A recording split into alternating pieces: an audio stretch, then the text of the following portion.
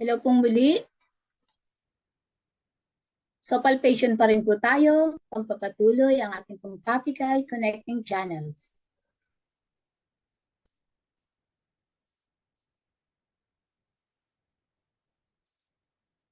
Huwag ka muna. Ay, sorry po.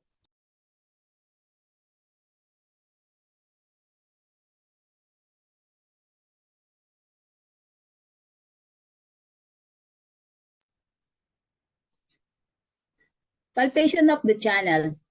Palpation of the channel is indispensable in the diagnosis of these syndromes and channels disorder. So the information from channel palpation can also provide significant and relevant information in the diagnosis of internal imbalances. So pag B syndrome po yung ating check up, talaga pong kailangang mag-palpate tayo kasi malaking tulong po ito. So, such as Sanfo imbalances. This is because the organs and channels are directly connected to each other and the channels are in reality a manifestation of the organ itself. So pag pinalpate po natin yung channel, nalalaman natin yung situation ng ating internal organ. Unfortunately, channel diagnosis has been less emphasis in TCM acupuncture training in China and here in the West. Nga lang minsan parang hindi sanay na ginagamit yung palpation. So I will give a very brief overview, sabi ng author, of channel diagnosis below. For a deeper elaboration of the techniques and diagnostic interpretation of channel diagnosis. The reader is referred to Professor Wang Juji and Jason D. Robertson, excellent book, Applied Channel Theory in Chinese Medicine, Wang and Robert, 2008.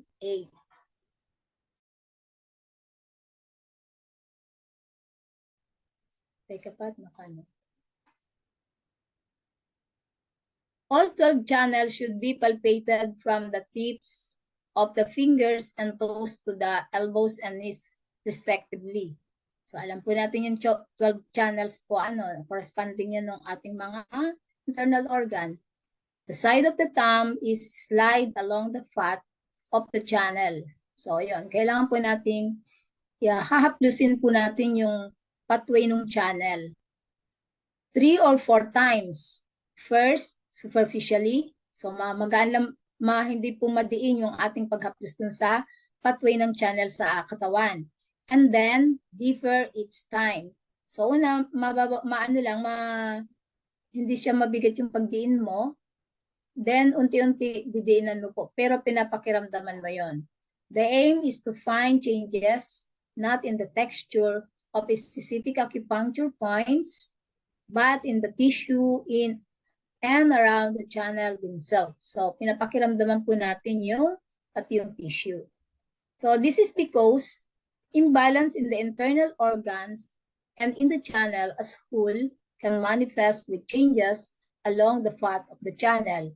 So, talagang pag ginagawa po natin to, naka-mind concentration po tayo kasi pinapakiramdaman natin yung dinadaanan ng ating fingers dun sa channel. May bukol ba to? O may namamaga? Mararamdaman matigas ba to? Changes in the tissue can be the presence of nodules. Graininess, yung parang may mga bilog-bilog na parang grain na makakapa kayo sa tissue, in the tissue. Sponginess, tightness, and hardness, and softness, and weakness. So yun po yung mga papakiramdaman natin. May mga meaning po yun, There can also be changes in the temperature of the skin along the channel.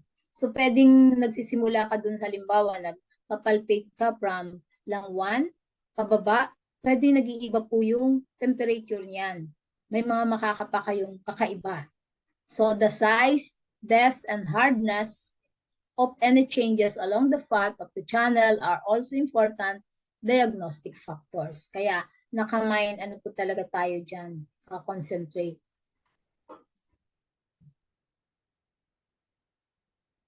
Tightness, hardness, and tension are usually indicative of excess condition. Tandaan po natin Basta't may tightness, may matigas, tapos may tension, excess condition po yung nandun sa channel or its associated organ.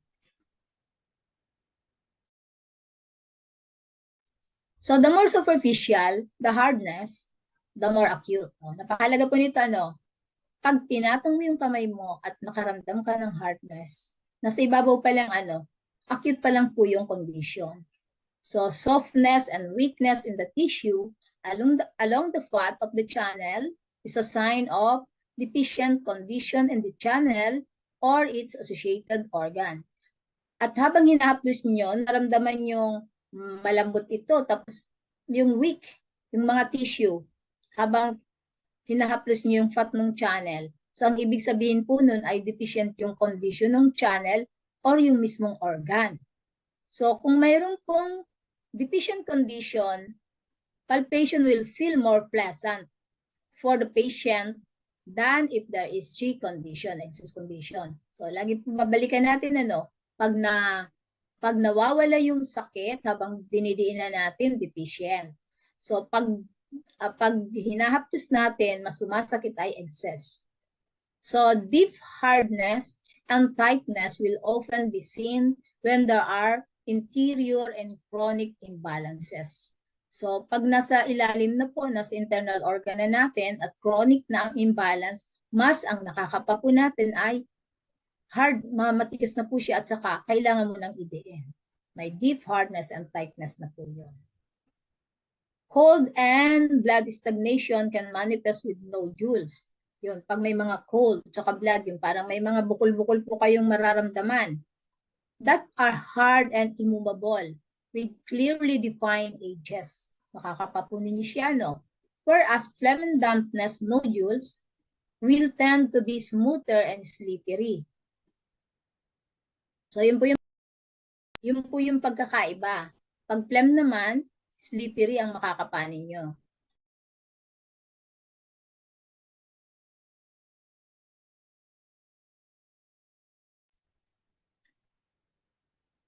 So, move when palpated. Pag phlegm and damp na gumagalaw siya. Ito pa, pag nakakapa po kayo ng ganito, longer, stick-like nodules. Yung pag inapres po ninyo yung channel, may mahaba kayong mararamdaman na mga bukol-bukol. Longer stick-like nodule. So, can also be felt along the path of the channel. Doon sa daan mismo ng channel. If the stick-like nodules are very bumpy and lie along the channel, nandun po mismo parang maga-maga siya, na makakapa mo, na nandun mismo sa channel, sign po yan ng chronic condition. At sinasabi po na mas mahirap daw itong gamutin. Ibig sabihin, i-acupuncture nyo yan ng hindi lang isang beses, medyo babalik-balik po siya hanggang mawala po yun. Kasi yun ang causes of disease. Nagbabara na, Pag stick-like nodules naman, that can be felt across the path. Pagkakaiba po ito naman across the path. Ibig sabihin, across the path of the channel, dun maaring dun sa hindi mismo dun sa channel yan nakalagay yung mga nodules na makakapa nyo nasa labas ng channel o nasa tapat ng channel. So, are more typically acute or are due to stagnation of qi and are thereby easier to treat. So, pag wala daw po dun sa mismong line ng channel, ang makakapanin yung nodules across, mas madali pa itong gamutin. Yeah. So, if the patient reports sensation of numbness whilst an area is being palpated, this can be due to phlegm blocking the channel. Ito po yung ating summary. Palpation of the channel. So, pag na-observe po ninyo na may tenderness, tightness, and tension along the channel, ang significance po nito, excess condition in the channel or sa its associated organs. Pag na-observe po ninyo ang softness and weakness along the channel, ibig sabihin po na deficient ang condition ng channel or associated organ. Kung ang sensation naman sa channel feels worse with pressure, so ibig sabihin excess condition sa channel or associated organ. At pag feels better with pressure, deficient condition sa channel or associated organs.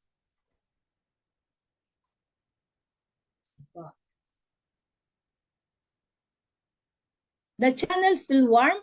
Ibig sabihin, may heat yung channel or yung organ. Pag feels cold, may cold po yung channel or yung organ. Pag superficial hardness or nodule just below the surface of the skin, ito po ay acute condition. Pag nasa ibabaw pa lang, pag diniinin nyo at mayroong hardness, may parang mga butil, graininess, or nodules, ito po ay chronic condition. Pag hard, clearly defined nodules, ito po ay cold or blood stagnation. Pag hard at defined nodules that are slippery and smooth, syempre yun yung word ng slippery, phlegm, or dampness. Yung parang pag kinapa nyo yung bukol, mararamdaman nyo na slippery siya. Yan. Pag hard naman po, bumpy, longitudinal stick-like lines, ito po yung chronic condition. Pag hard transverse stick-like lines, acute condition or may stagnation po ng chi. Pag may pamamanhid, numbness, ito po ay phlegm. Next is the connecting channels. Ito kailangan pong uunawain natin.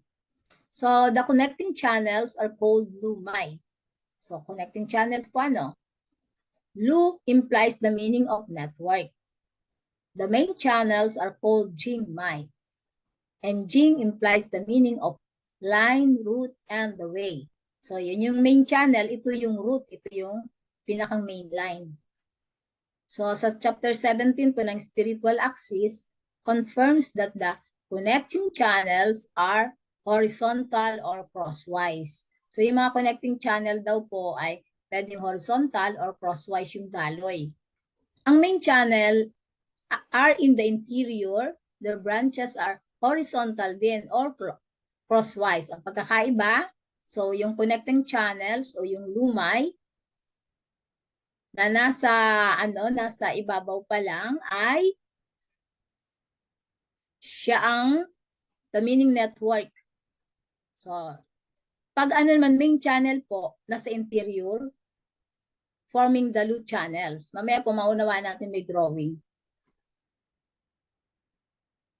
So, the connecting channels are more superficial. Kasi magkakapareho yung word ano.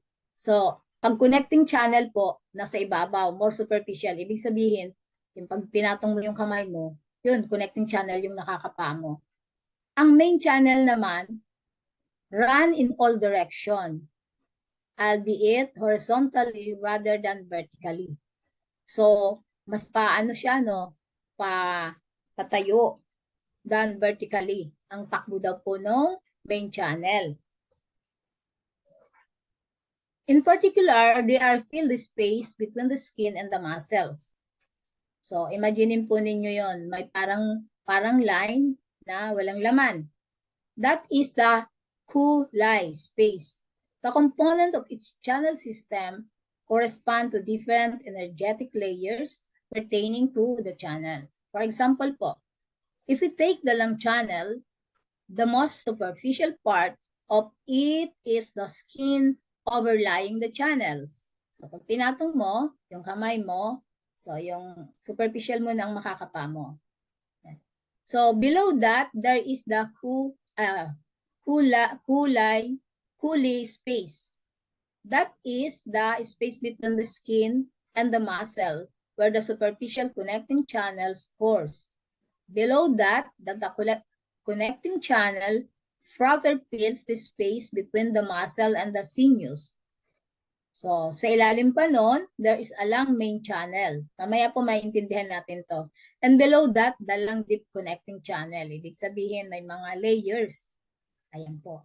So, tingnan po natin kasi yan yung gagamitin natin pag nagkakapa tayo. Anong ibig sabihin? So, yung una, pag pinatong mong kamay mo, superficial connecting channel ang nakakapa mo. Pag medyo diniinan mo, ito yung connecting channel. Connecting channel, parang, imaginin daw po natin na wala itong laman. Then next, pag diniinan mo pa, ayun ang main channel.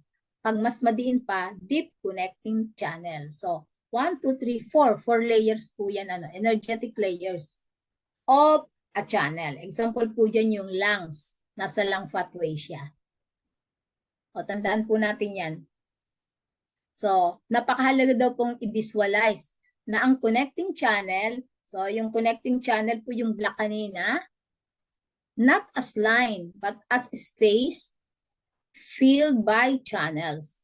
For this reason, it would be better to call these connecting areas blue areas rather than channels. So, connecting areas siya, ibig sabihin. The main branches of the connecting channels that start from connecting points and flow to various areas called B or divergent. The same word as that use of divergent channel. For example, halimbawa daw po, connecting channel ng lungs ay nag-start sa lung 7. Alam na saan yung lung 7. Then, flow to the tenor eminence of the thumb. Papunta dun sa ating fingers. Ayan po.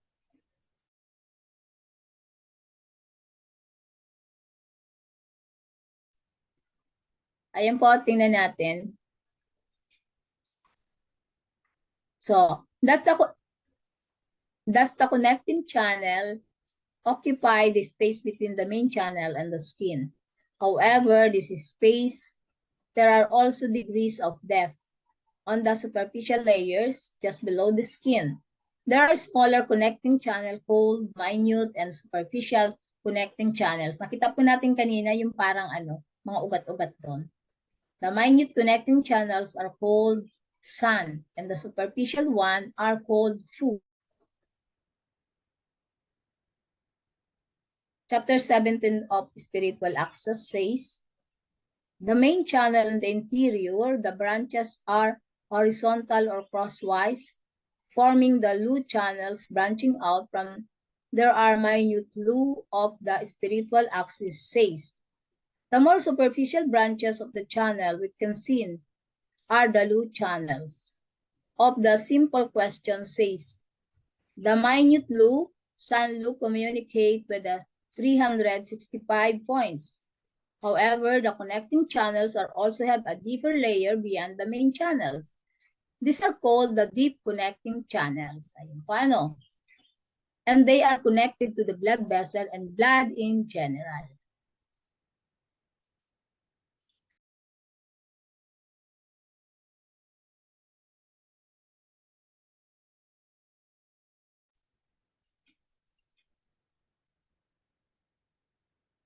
So the 12 main channels are situated between the yang and yin connecting channels. It is through the yin and yang connecting channels that nutritive and defensive qi and blood are the main channels spread in all directions. So yun po ano, yung connecting channel, dun dumadaan yung nutritive and defensive qi. So permeating and irrigating the internal organs. Dun po dumadaan yung mga sustansya, yung sa in form of blood para dalhin dun sa ating mga internal organ.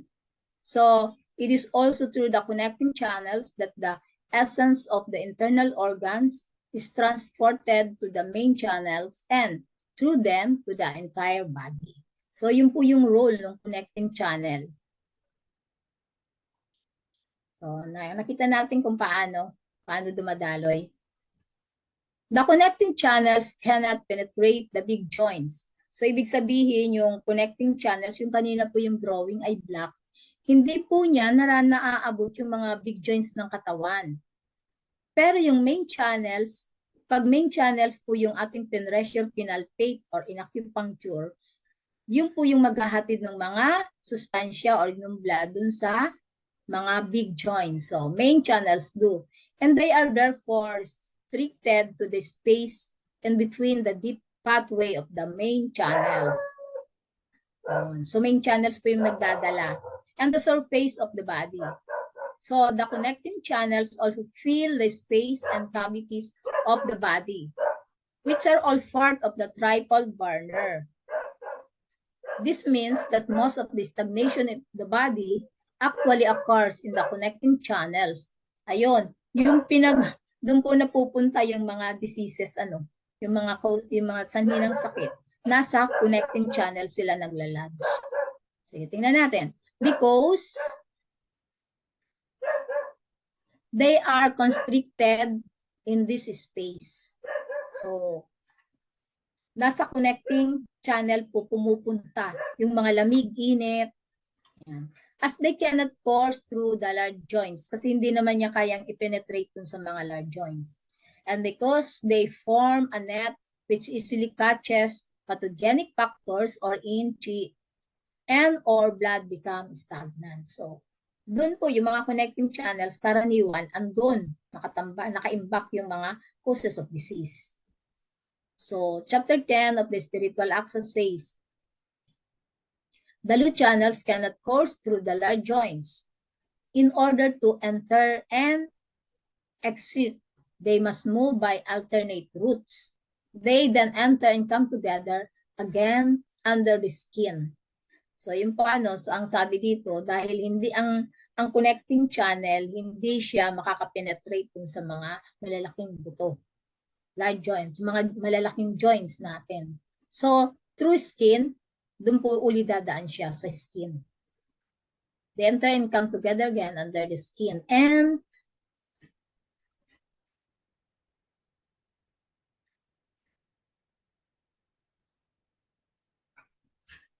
therefore, they can be seen from the outside.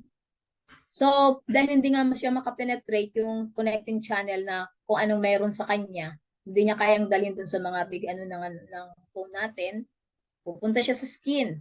Kaya, yun yung makikita natin. To needle the loop channel, one must needle above the accumulation when blood is concentrated. So, even if there is no blood accumulation, one must prick to cause bleeding quickly to drain the pathogenic factors out. So, pag may ganun daw po, dahil ine-excrete ng nung connecting channels yung mga causes of disease. So, ang isang pamamaraan para mawala yun, mag-prick, magpadugo po tayo. Kaya yung mga, di ba, yung mga dulo ng mga fingers, andun yung ating mga points na pwede nating ipiprick para mawala yung mga causes of disease, yung pathogenic factors. So, if this is not done, yung B syndrome ay madidevelop. So parang natatrap, kung hindi ka mag-prick, hindi siya makakalabas, yun, magkakaroon ng B syndrome. So reviewin po natin, ano ba yung B syndrome? So ito, ang B syndrome po, di ba yung causes of disease na na-obstruct yung ating chi and blood na ma-flow sa mga meridian.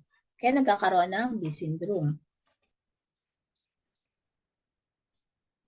So, thank you po for your attention. Medyo babalikan po natin yun para maunawaan natin. Pero napakahalaga po nun, nung ating lecture na ito.